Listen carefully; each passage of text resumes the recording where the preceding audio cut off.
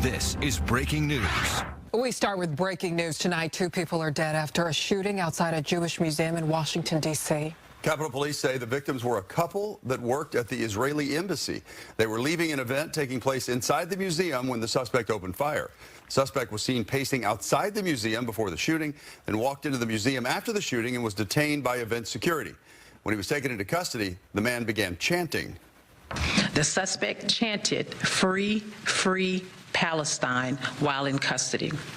The suspect has been tentatively identified as 30-year-old Elias Rodriguez of Chicago, Illinois. Our MPD case detectives are leading this investigation.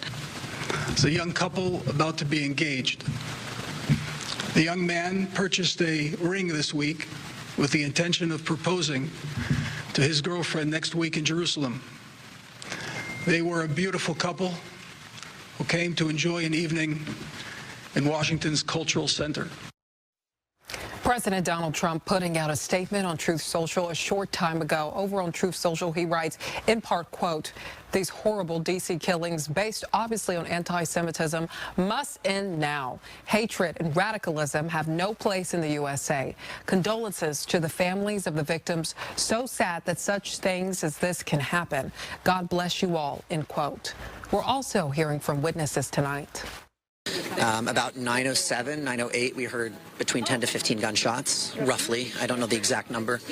And all of us were a little bit startled, but, you know, I'm from D.C., so gunshots are not pleasant, but not something I've never heard before.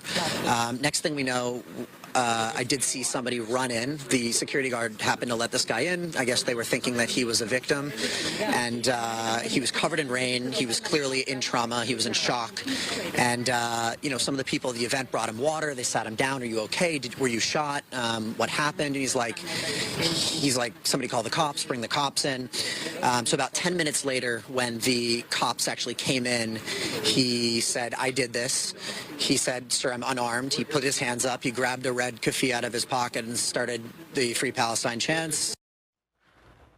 We will continue to track any developments tied to the shooting, and we'll bring you updates as we learn more right here